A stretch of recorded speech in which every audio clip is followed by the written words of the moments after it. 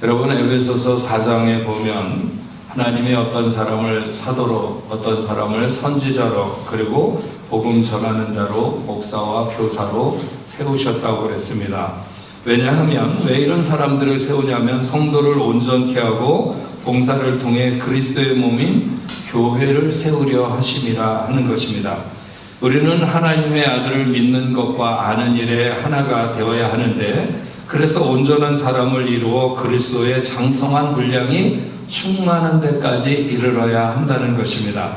그러기 위해서는 너희가 어린아이들 같이 어린아이들로 남아있지 말아라, 이렇게 말씀합니다. 왜냐하면 어린아이는 사람의 속임수와 간사한 유혹에 쉽게 빠져서 흔들린다고 하는 것입니다.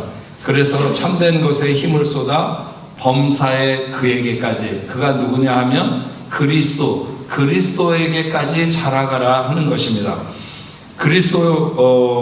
그리스도인은 성장해야 합니다. 가장 치명적인 성도의 질병은 그 사람이 어떤 문제를 만나는 것이 아니라 성장이 멈추는 것입니다. 에베소서 4장 30절 말씀에 하나님의 성령을 근심하게 하지 말라고 했습니다. 왜 성령이 근심하는가? 은혜를 끼치는 사람이 되어야 되는데 뭔가 늘 불안한, 늘 불안한, 그래서 어디 가든지 폭탄이 될 것 같은 아름다운 관계를 깨거나 오히려 그런 사람이 될까봐 우리는 성장하는 그리스도인이 되지 못한다면 하나님으로 하여금 근심하게 하는 존재가 될 수 있다. 에베소서 5장 1절에는 사랑을 받은 자녀같이 하나님을 본받는 자가 되라고 말씀하고 있습니다. 그리스도가 우리를 위하여 자신을 걸어 향기로운 제물이 되신 것처럼 너희들도 그렇게 되라고 하는 것이죠. 우리 뽕네포 성도들은 성장판이 닫힌 그런 성도들이 되지 않기를 바랍니다. 성장판이 닫힌 징후는 무엇인가? 성도의 성장판이 닫히면 어떤 징후가 나타나는가? 스스로 이만하면 됐어. 난 이만하면 됐어. 자기 기준이 강해지는 거죠. 그리고 배우기를 마다하는 것입니다. 그때부터 신앙의 각질이 생기면서 마음이 무뎌지기 시작합니다. 영적 직관력이나 영적 파워가 없이, 우리 뽕네포 성도들은 범사에 그에게까지 자라갈 수 있는 그런 여러분들이 되시길 주의 이름으로 축원합니다. 네, 좀 크게 아멘 하세요. 네? 제가 순복음교회를 갔다 와서 그런지 엄청 크게, 하여튼 이 말은 아멘할 대목이 아닌 것 같은데도 하여튼 아멘할 정도로 그렇게 말이 떨어지기가 무섭게, 떨어지기 전에 아멘을 하더라고요. 네. 누구예요? 야, 정말 제가 보통 어디 부흥회를 가면요, 그 교회를 이렇게 어떤 교회가 이렇게 잘 안 뒤져봅니다. 그리고 그냥 가는데 대치동에 있다고 그러고 뭐 그러고 이게 도대체 어떤 교회냐 그래갖고 제가 이렇게 좀 봤어요. 그 전주일에 하신 목사님의 설교를. 그랬더니 목사님이 뭐 저같이 이렇게 원고도 안 보고 그냥 왔다 갔다 하시면서 정말 미국에서 오신 분이기도 한데 완전 미국 스타일이에요. 근데 전 그 목사님에게 놀란 게 아니라 성도들에게 놀랐는데 설교를 하는 중간에 박수를 몇 번을 치더라고요. 막 이렇게 박수를 쳐요. 제가 미국 가서 설교를 하면 박수 치는 분들이 있습니다. 그리고 더 좋으면 막 일어나서 박수를 치는 분도 있어요.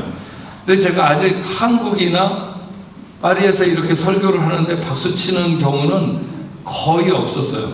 네. 박수 친다는 게 뭘까요?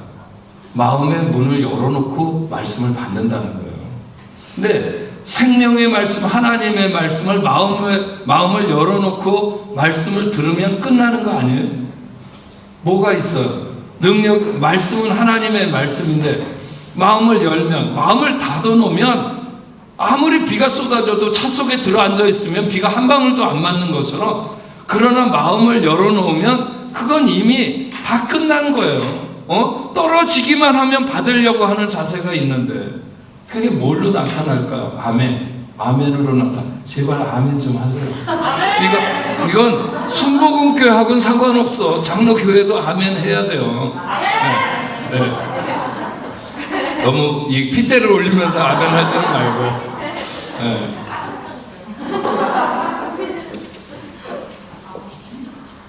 오늘 말씀, 본문 말씀은 이렇게 기록합니다.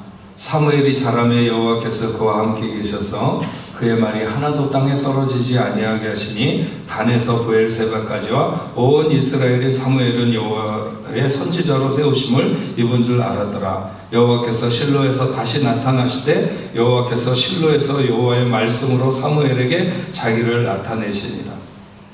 그리스도인으로 우리가 그에게까지 자라가야 되는 첫 번째는 말씀의 성장이 있어야 된다고 하는 것입니다.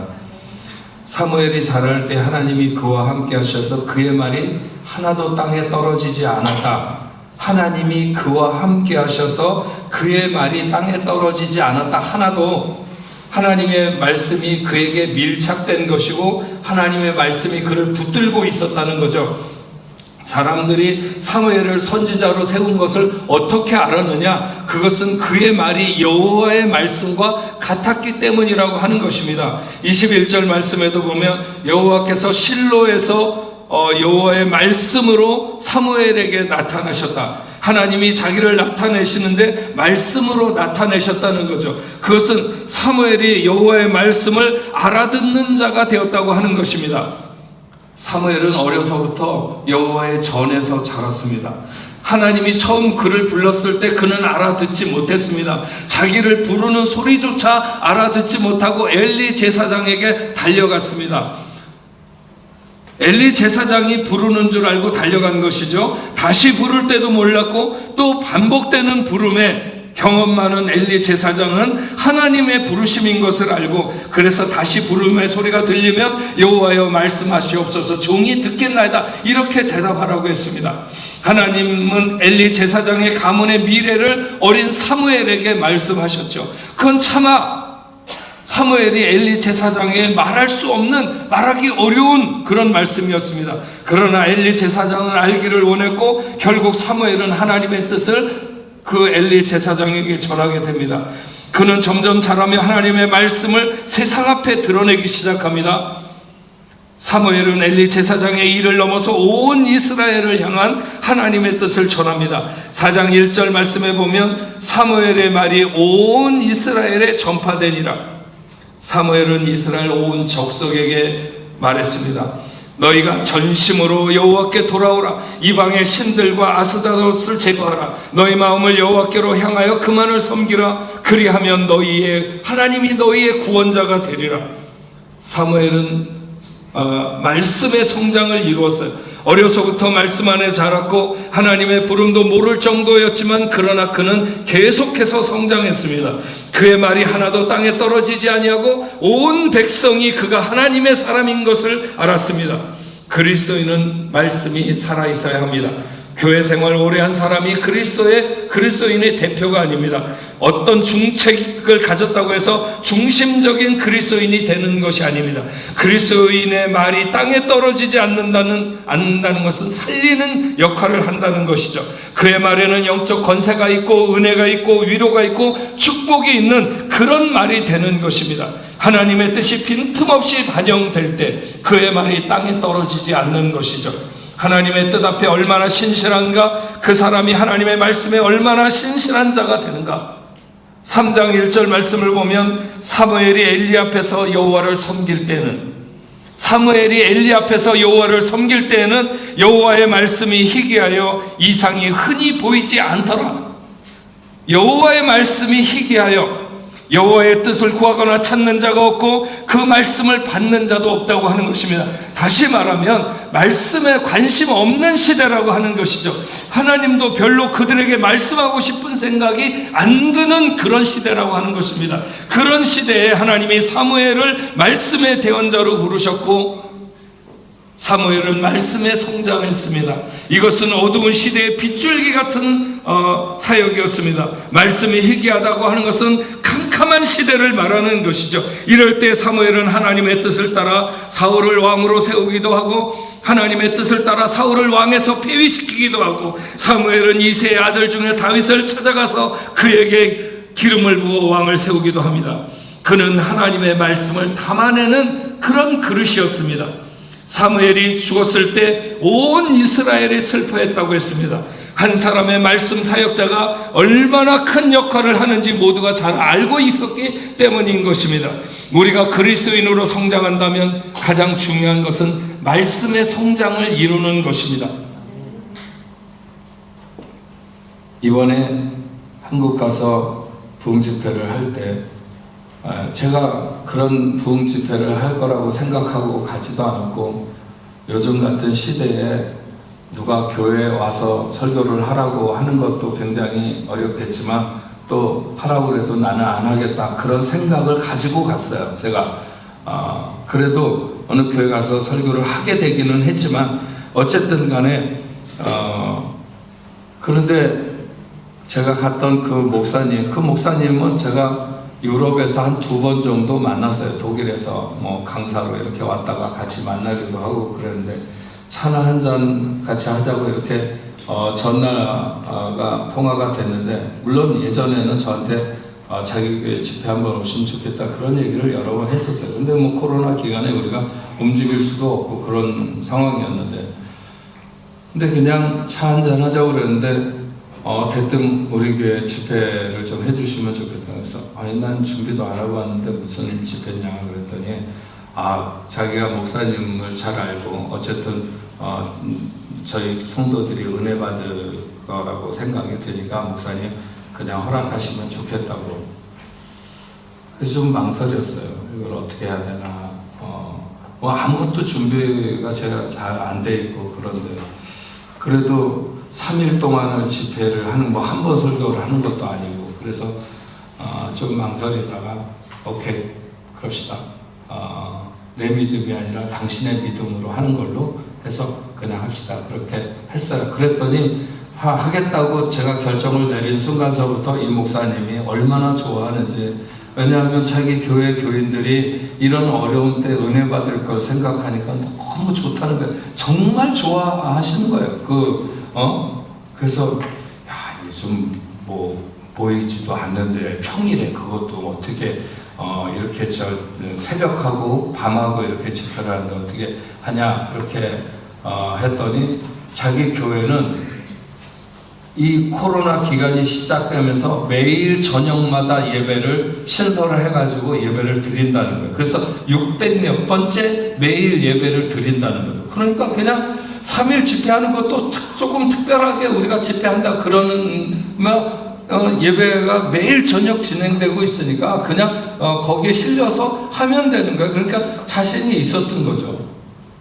아주 저는 그 목사님이 자기 교인들이 은혜 받을 것에 대한 어떤 그 기대, 그 즐거워하는 그런 모습을 보니까, 하나님이 참 어려운 시대에 복 주시겠다. 난 우리 교회만 이 코로나 기간에 열심히 이렇게 잘 모이고 막 하는 줄 알았더니 우리보다 한 2배는 더 뜨거운 교회가 있더라고요. 우리도 분발해야 될 것 같습니다. 이 시대에 하나님이 쓰시려고 하는 교회나 아니면 성도들은 가라앉는 것이 아니라 일어서는. 그래서 제가 부흥의 주제를 뭘로 할까요? 그래서 우리가 몇 년 전에 했던 사도행전 28장 31절에 담대하게 거침없이, 그 생각이 딱 나더라고요. 그래서 오케이, 주제는 담대하게 거침없이로 합시다. 그래가지고 하고 했더니 뭐 파리의 남자인가 뭐 네. 세상에 시간이 지나면 저절로 우리의 삶에서 성장하는 부분이 있습니다. 그러나 말씀의 성장은 사모하고 마음을 기울이고 그래야만이 하나님의 음성을 들으려고 하는 사람에게 성장이 있는 거죠. 마음을 열고 주께 가까이 나갈 때 성장합니다. 우리 뽕내포교회 성도들은 말씀의 성장을 이루는 그런 여러분들이 되기를 주의 이름으로 축원합니다. 네, 조금만 더 아멘에 힘이 있으면 좋겠습니다. 너무 기운 빠지니까 우리 다시 한 번만 연습을 해보죠. 아멘. 네, 좋습니다. 그렇게 하면 얼마나 좋습니까? 두 번째는 기도의 성장이 있어야 합니다. 사무엘은 그 어머니 한나의 기도를 통해서 세상에 오게 되었습니다. 만약 기도가 없었다면 사무엘은 세상에 존재하지 않았을 것입니다. 자식이 없음으로 인해 충동하는 분인나의 격동에 한나는 마음이 너무나도 괴로웠죠. 자식 못 낳는 것은 가문을 망하게 하는 것이 아니냐, 그러면서도 당신이 무슨 안주인이냐, 부끄럽지도 않느냐, 뭐 어떻게 조롱을 했는지는 모르겠지만 분인나가 한나의 마음을 격동시킬 때 한나는 너무나도 그 마음이 아팠었죠. 그러나 분인나의 말이 액면적으로 보면 하나도 틀린 말이 아니기 때문에 한나는 더욱 가슴이 아팠습니다. 다행히 남편 엘가나가 그래도 이 한나를 끔찍히도 사랑했지만 그래도 한나의 눈에서 흐르는 눈물을 막을 수는 없었고 한나는 울면서 하나님 앞에 나가게 된 거죠. 그렇게 울면서 깊은 기도 속에 한나는 하나님의 마음을 알게 되고, 그래서 한나가 자식을 만약 주신다면, 하나님이 자식을 주신다면 그 자식을 온전하게 하나님 앞에 드리겠다고 그렇게 서원을 하게 되죠. 그런 엄청난 기도의 에너지가 분출되는 서원 기도를 통해서 사무엘이 태어나게 됩니다. 그리고 그는 어려서부터 말씀뿐만 아니라 기도를 배우면서 기도하면서 자랐죠. 사무엘이 온 나라 이스라엘을 다스리기 시작하면서 한 것이 뭐냐? 온 이스라엘 백성들을 미스바로 모이도록 한 것입니다. 그들이 미스바에 모여서 한 것이 뭐냐? 기도하기 위해서 우리가 하나님 앞에 우리의 마음을 찢으며 회개하는 자가 되어야 된다. 그래서 이스라엘 백성들을 모아서 미스바에서 기도하는데, 물을 길어 여호와의 제단에 붓고 종일토록 금식하면서 기도합니다. 여호와께 우리가 범죄하였나이다 하면서 자복하는 것이죠. 미스바를 회개의 장으로 만들고 온 이스라엘이 거기 모여서 기도합니다. 이스라엘이 미스바에 모였다는 소식을 듣고 블레셋이 쳐들어왔습니다. 이스라엘 자손이 사무엘에게 기도를 부탁합니다. 당신은 우리를 위해서 기도해달라고. 그랬더니 사무엘은 젖먹는 어린 양 한 마리를 가져다가 하나님 앞에 온전히 제사를 드리고 이스라엘을 위하여 여호와께 부르짖어서 기도할 때 하나님이 응답하시는 거죠. 그래서 여호와께서 블레셋에게 큰 우레를 발하셔서 그들을 어지럽게 하고 어떻게 할 줄 몰라 할 때 이스라엘 백성들이 쫓아나가 가지고 그들을 쳐서 큰 승리를 거두게 됩니다. 사무엘이 돌을 취해서 미스바와 센 사이에 기념비를 세워 여호와께서 여기까지 우리를 도우셨다. 여기가 어디냐? 거기가 바로 에벤에셀인 것입니다. 에벤에셀. 사무엘은 기도의 사람이었고 기도의 사람은 여호와의 도우심을 받는 줄로 믿습니다. 우리도 에벤에셀의 하나님을 만나고자 한다면 우리는 기도해야 할 것입니다. 여러분, 화요기도에 나오시기 바랍니다. 한국에 가보니까 정말 엄청난 수의 교인들이 다 떨어졌어요. 코로나로 위험하다는 핑계로 온라인 D로 다 숨어버린 것이죠. 그런 얘기가 있어요. 온라인 교인들은 교회를 옮기는데 1분도 안 걸린다. 교회 한 번 옮기는 게 그게 쉬운 일입니까? 얼마나 고통스러운 일이고 오죽하면 교회를 옮기겠습니까? 근데 온라인 교인들은 교회 옮겼는데 1분도 안 걸린다는 거야. 그냥 마우스로 클릭하면 오늘서부터는 이 교회 교인이다. 내일부터는 이 교회 교인이다. 그렇게 될 수 있다는 거죠. 근데 문제는 온라인 교인들이 기도도 그렇게 할까요? 여러분, 기도는 함께 타는 장작과 같아서 한가에 모였을 때는 엄청 화력이 좋을 수 있어도 그 장작을 흩어놓으면 시간 지나면서 다 소멸하게 되어 있습니다. 그래서 우리는 열심히 모여서 기도해야 됩니다. 그리스도인은 기도의 성장이 있어야 됩니다. 이 무력한 시대, 이 어지러운 시대, 이 불안한 시대, 여러분, 오히려 우리에게는 기도의 성장을 이루는 기회가 되기를 바랍니다. 하늘의 물을 끌어내리는 엘리야의 기도처럼 기도의 사람이 되십시다. 기도의 손이 올라갈 때 아말렉과의 전쟁에서 승리를 이끌던 모세의 기도처럼 죽음의 선언 앞에서 하나님의 마음을 돌려놓았던 히스기야의 기도처럼 우리의 기도가 우리를 살리고 우리에게 승리를 주고 우리를 에베네셀로 이끄는 그 기도의 자리로 나와서 우리 함께 기도할 수 있는 여러분들 될 수 있기를 바랍니다. 그리스도인은 기도의 성장을 이루어야 됩니다. 그리고 마지막 세 번째로 그리스도인은 봉사의 성장을 이루어야 됩니다. 2장 18절 말씀을 보면 사무엘은 어렸을 때 세마포 옷을 입고 여호와 앞에서 섬겼더라 이렇게 기록합니다. 세마포 에봇은 제사장들이 입는 옷이죠. 그는 어린 시절부터 하나님 앞에 하나님을 섬기는 막중한 자리에 섰던 사람입니다. 2장 26절에 아이 사무엘이 자라매 여호와와 사람들에게 은총을 입어 더욱 받더라. 왜 그가 여호와와 사람들에게 은총을 받았을까요? 그 섬김과 봉사가 뛰어났기 때문에, 온 마음을 다하고 힘을 다하는 그런 충성스러운 자세를 가졌기 때문에 하나님도 귀히 여기시고 사람도 귀히 여기는 것은 쉽지 않은 일입니다. 어쩌다가 우리가 하나님에게 귀임을 여김을 받고 사람들에게는 오해를 받을 수도 있고 사람을 좋게 하기 위해서 하나님 앞에 멀어질 수도 있겠지만 하나님에게도 사람에게도 귀히 여김을 받는다고 하는 것은 쉽지 않은 일이죠. 그러나 그가 얼마나 성실하게 하나님을 섬기고 사람을 섬겼는지를 알 수 있는 것입니다. 3장 3절 말씀에 보면 하나님의 등불은 아직 꺼지지 아니하였으며 사무엘은 하나님의 궤에 있는 여호와의 전 안에 누웠으며 이렇게 표현했습니다. 일찍 일어나며 늦게 눕는 시간까지 여호와의 전을 중심으로 해서 그는 섬겼습니다. 사무엘이 사울을 왕으로 세운 후에 이스라엘 백성들에게 말합니다. 이때는 나이가 많았을 때죠.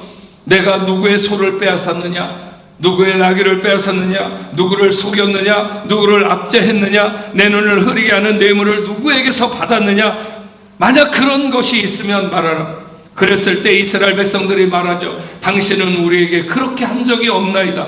그러니까 사무엘은 평생 신실하게 자기의 위치를 벗어나지 아니하면서 깨끗하게 하나님을 섬기고 봉사했다는 것입니다. 12장 20절 말씀에 사무엘은 이스라엘 백성들에게 이렇게 권면합니다. 사무엘이 백성들에게 이르되 두려워하지 말라. 너희가 과연 이 모든 악을 행하였으나 여호와를 따르는 데서 돌아서지 말고 오직 너희 마음을 다하여 여호와를 섬기라. 왜냐하면 그것이 그들의 살 길이고 그것이 그들의 승리를 가져다 주는 길이기 때문입니다. 우리는 종종 뭔가 힘을 다해 섬기거나 봉사를 하면 손해보는 것 같고 패배한 것 같은 그런 의식에 붙들릴 때가 종종 있습니다. 그러나 섬김과 봉사야말로 우리를 가장 값지게 하고 빛나게 하는 줄로 믿습니다. 주님을 사랑하는 자는 섬기려 하고 자기를 사랑하는 자는 섬김을 받으려 하는 것입니다. 그리스도인은 섬김과 봉사의 성장이 있어야 될 줄로 믿습니다. 여러분, 신앙생활 너무 깔끔하게 하려고 하지 맙시다. 아무도 터치하지 못하도록 방어의 벽을 치고 내가 그리는 동선을 따라서 움직인, 주지도 받지도 않으려고 하는 자세는 결코 그리스도인의 자세가 아닙니다. 교회에 가장 늦게 왔다가 가장 빨리 가는 분들은 항상 반성의 자리에 있는 분들이죠. 섬김과 봉사가 성장할수록 말씀과 기도도 깊어지게 되어 있습니다. 말씀과 기도가 성장하니까 봉사도 성장하고 섬김도 성장하게 되는 것입니다. 주님이 내 이름으로 소자에게 냉수와 한 그릇 대접하는 상도 결단코 잊지 아니하리라고 말씀했습니다. 그래도 아무도 알아주지 않는 것 같아도 그렇지 않습니다. 오히려 아무도 알아주지 않는다면 그것이야말로 오롯이 주님의 기억에 기억될 것입니다. 오히려 아무도 알아주지 않는다고 하는 것, 그런 것이 오히려 소망이 되어야 되겠죠. 제가 어저께 이렇게 여기 파리로 오려고 공항에 있다가 우리 오늘 여기 예배 왔을 텐데 태영 형제랑 만나갖고 잠깐 이렇게 얘기하는데 그 형제가 그러더라고요. 자기의 지난 시간들 이렇게 돌아보니까 언젠가 그 친구가 우리 찬양팀을 섬겼는데 찬양팀을 섬기는 그 2년의 세월이 자신의 생애에서 가장 기쁜 시간이었던 것 같다. 그렇게 찬양팀에게 봉사를 하고 섬기는. 그때는 몰랐죠. 몰랐을 겁니다. 지금 찬양팀도 마찬가지예요. 남들보다 1시간, 뭐 1시간과 2시간 전에 성가대도 마찬가지고 그렇게 와서 섬기는 그런 시간들. 내가 왜 이렇게 다른 사람들보다 배는 열심을 내야 되나 뭐 이런 생각이 들지는 모르겠지만, 그러나 지나보면 하나님을 섬기기 위해서 동분서주하는 그런 모든 시간이 그 인생의 가장 행복한 시간이었다. 그 친구가 나에게, 목사니까 나에게 얘기한 게 아니라 그 어머니하고 그런 가족들에게 그렇게 고백을 했다는 거예요. 섬김의 기억이 가장 보배롭게 남습니다. 그것은 주님의 기억에 각인시키는 것이기 때문에 누구도 지울 수가 없습니다. 보배롭고 참된 그리스도인의 삶은 봉사와 섬김으로 점철되어야 합니다. 우리의 봉사를 통해서 욕심으로 뭉치기 쉬운 우리 자신을 내려놓게 되고 그리스도를 본받는 자가 되는 줄로 믿습니다. 우리는 범사에 그에게까지 자라가야 되는 그런 목표를 가지고 있습니다. 그러기 위해서 우리는 말씀의 성장이 있어야 하고요, 기도의 성장이 있어야 하고 또 봉사의 성장이 있어야 됩니다. 이 세 가지가 그리스도인인 여러분의 삶을 튼튼히 세우고 범사에 우리로 하여금 그에게까지 자라가게 하는 그런 요소가 될 것입니다. 우리 봄내포교회 모든 성도 여러분들이 이렇게 되기를 주의 이름으로 축원합니다. 우리 다시 한번 오늘 말씀을 생각하면서 말씀 앞에서 경외함으로 주께 홀로 섭니다. 생명의 말씀 읽고 순종의 주를 예배합니다. 우리 같이 찬양하면서 다시 한번 결단하는 그런 시간 되기를 바랍니다. 말씀 앞에서 찬양하겠습니다.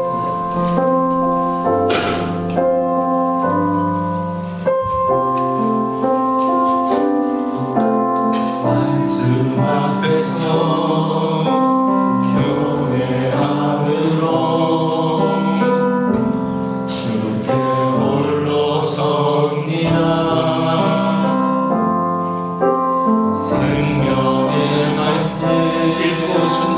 읽고 순종의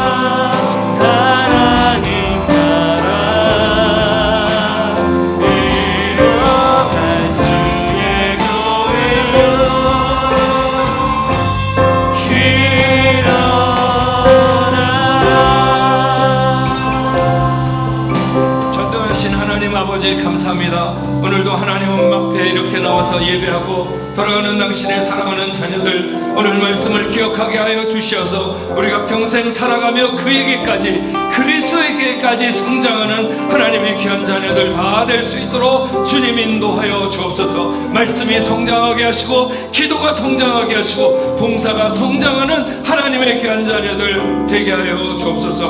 오늘도 하나님 앞에 설 때 기쁜 마음으로 즐거운 마음으로 정성스러운 마음으로 하나님 앞에 귀한 예물을 올려드리오니 드리는 모든 손길들마다 하나님 복주시되 아버지 하나님 저들이 경영하는 사업과 가정과 직장과 하는 모든 일들 위해 하나님 은혜를 베풀어 주시고 하나님 나라 그 영광을 위해서 살아가는 귀한 자녀들 되게 하시며 베풀어 주신 것을 11조로 감사 예물로 선경금으로 주일원금으로 하나님 앞에 올려드립니다. 이 모든 드리는 예물이 하늘나라를 위하여 귀하게 사용될 수 있도록 하나님 인도하여 주옵소서. 아버지 하나님 흩어지는 자녀들의 삶을 복되게 하시고 어디서든지 삶의 현장에서 하나님 앞에 큰 영광 돌릴 수 있도록 인도하여 주시옵시며 낙심하지 아니하고 실망하지 아니하고 하나님의 보호하심 가운데 살아가는 귀한 자녀들 다 되게 하여 주옵소서. 우리와 더불어 협력하는 모든 선교지마다 하나님 함께해 주시고 하나님의 나라가 이 어려운 시간에도 여전히 아버지는 확장되며 하나님의 영광을 선포하게 하여 주옵소서.